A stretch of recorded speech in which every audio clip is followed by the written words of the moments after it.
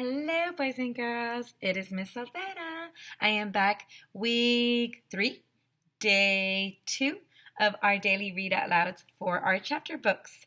So I'm going to continue reading. Don't forget, you need to see video 1, which is chapters 1 and 2. And because today we will be doing chapters 3 and 4. And then the next day will be chapters 5 and 6 and so on.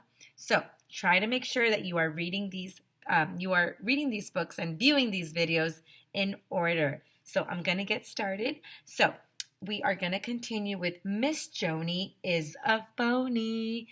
And here we go. Chapter 3. Picture Day. It was Monday, Picture Day. Remember the story. They were going shopping and they were going to different departments. They hated it. These boys hated shopping. It was the worst day in the history of the world. I know I said that there aren't any zombies in this book, but did you ever hear about the Picture Day zombie? My friend Billy, who lives around the corner, he told me about it. The Picture Day zombie is a zombie who only comes out on Picture Day. So, he has the perfect name. And if you ask me, that's just something Billy made up to scare people. But don't worry, there won't be anything else about zombies for the rest of this book. I promise. Anyway, I got dressed. I put my new jacket was really uncomfortable. My tie was cutting up my neck, and I thought I was going to die. My parents were in the kitchen drinking coffee and reading the newspaper because that's what parents have to do. It's the law. Before I could leave for school, they had to fill out the sheet of paper that Mr. Cooper had given us. It was in order so we could buy the pictures. Package number 1 is 2 8x10s and 2 5x7s, my mom told my dad. Package number 2 is 3 8x10s and 4 5x7s. And package number 3 is 5 8x10s, 6 5x7s. Which package should we buy, dear? I couldn't care less, Dad replied. My dad and me were a lot alike. The important thing, AJ, he told me, is to turn in this envelope and make sure that you don't lose it. Money doesn't grow on trees, you know. Well, actually, it does, I told him. Money is made out of paper, right? And, well, paper is made out of trees. So money does grow on trees. Go to school now, said my dad. Arguing with your parents is fun. That's the first rule about being a kid. I took the envelope full of money and I put it in my backpack. When I got to school, everybody was dressed in their new picture clothes. You look very handsome, Arlo, said annoying Andrea, who calls me by my real name because she knows that I don't like it. I do not, I told her. Ooh, Ryan said. Andrea said that AJ looks handsome. They must be in love. When are you going to get married? Asked Michael. Andrea had one of those rolling suitcases with her, and she opened it and was filled with mirrors and combs and hairspray and all kinds of other junk that girls use.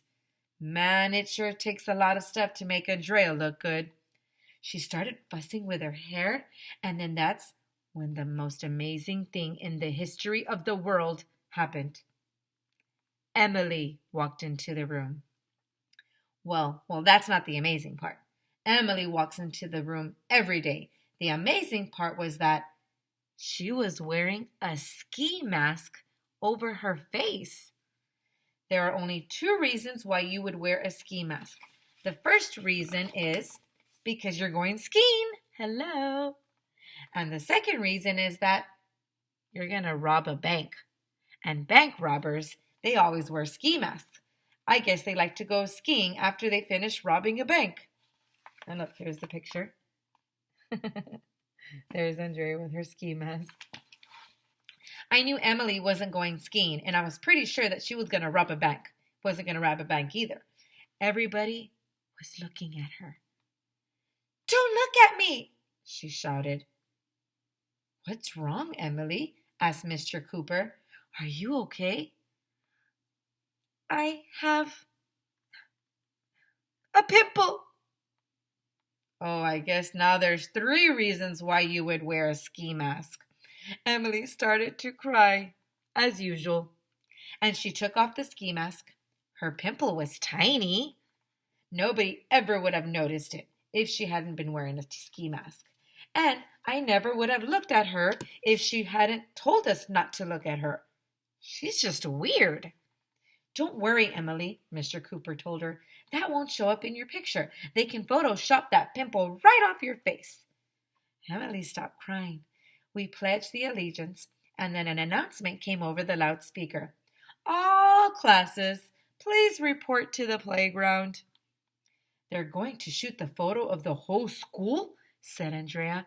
"I'm so excited." We had to walk 1,100,000 miles to the playground. There were bleachers out there, and most of the classes they were already on them. Our school has about 500 kids. Our class lined up across the back row of the bleachers. Ryan, Michael, and Neil were all the way on the right side. I had to stand between Emily and Andrea on the left side. Like, yuck. Everybody was talking, and our principal, Mr. Klutz, he came out. He has no hair at all. If we used hair instead of money, he would be broke. Mr. Klutz held up his hand, and he made a peace sign, which means, "Shut up." So we all stopped talking. He told us that the photographer's name was Miss Joni and that she would be here any minute. That's when the most amazing thing in the history of the world happened. There was a noise in the sky. We all looked up. A helicopter was flying around, and it was getting lower and lower and lower. Then it landed in the middle of the playground, and you'll never believe who got out of the helicopter. Nope, I'm not going to make you wait until the next chapter to find out. I'll tell you right now. It was Miss Joni. Look, and there's Miss Joni coming out of the helicopter. Okay, that's the end of chapter 3. Now we are doing chapter 4. Chapter 4 is called 2 Heads Are Better Than One. Okay, so chapter 4, here we go. Miss Joni was really tall and skinny. She went over and she hugged Mr. Klutz like they were old friends. "Miss Joni and I are old friends," Mr. Klutz told us. "We went to college together, and then she went on to become a famous photographer. Her pictures are in all the fashion magazines, and it was so nice of her to come here to take pictures of the kids for picture day." We gave Miss Joni a standing ovation. Woo! And it had to be a standing ovation because we were all already standing. "Well, hello and thank you," Miss Joni said. "It is simply fabulous to be here. You all look fabulous. And this is a fabulous school. I bet my old friend Mr. Klutz is a fabulous principal." Man, Miss Joni sure says fabulous a lot. Just about every other word from her mouth was fabulous. Blah, blah, blah, fabulous. Blah, blah, blah, fabulous. Blah, blah, fabulous. Blah, blah, blah, blah, fabulous. Fabulous, said Miss Joni. "See what I mean?" "Miss Joni is really famous," Andrea whispered in my ear. "She takes pictures of all the supermodels." "Models have superpowers?" I said. That is cool. I wondered which superpowers models have. It would be cool to have superheat vision. Then you wouldn't need a microwave oven. You could just heat up your food by looking at it. "Supermodels don't have superpowers, dumbhead," Andrea told me. "They're the most famous models in the world." I knew that. I lied. What is Andrea's problem? Why can't a truck full of microwave ovens fall on her head? "I bet you could be a supermodel, Andrea," whispered Emily. "People do tell me that I have nice cheeks," Andrea said back. "Cheekbones? What? Cheeks have bones? That's a new one for me. I felt my cheeks We're all skin. I don't have bones in my cheeks. How would you be able to eat if you had bones in your cheeks? Gross. The whole idea of cheekbones, it makes me want to throw up.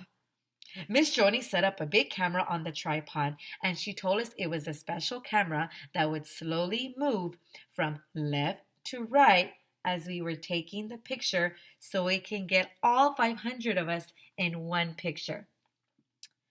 We would have to stay perfectly still for 5 seconds while the camera moved across our faces. Okay, said Miss Joni. When I say smile, everybody stay still for 5 seconds. Are you ready?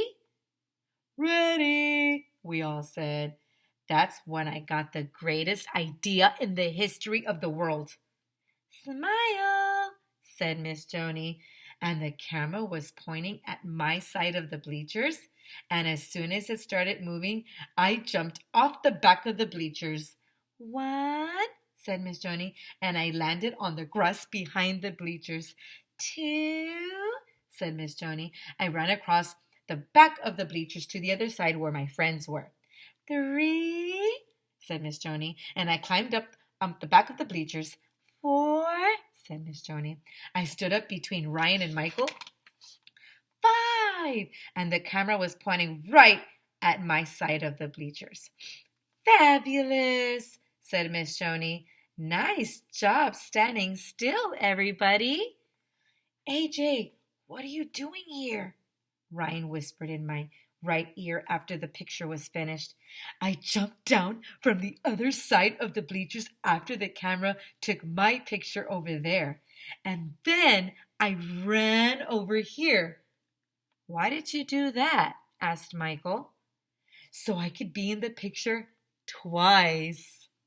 I told him 2 heads are better than 1. AJ, you're a genius, said Ryan. I should get the Nobel Prize for that idea. That's a prize they give out to people who don't have bells. That is hilarious. So he went from here to here. And that is the end of chapter 4. That was a good 3 and 4 chapter that we read there. That was pretty funny. I hope you enjoyed it, boys and girls. Don't forget to watch the video for tomorrow. I will be reading chapters 5 and 6. Okay? I hope you have an awesome day. And don't forget to finish all your homework. And be safe at home, boys and girls. Wash your hands and have fun. Do activities at home. Try to find different ways to have fun. And if you want to talk to Miss Olvera, just send me a message on Class Dojo. Alrighty? Alright, boys and girls, I hope you have an awesome day, and I will see you, or you will see me tomorrow. Goodbye, boys and girls.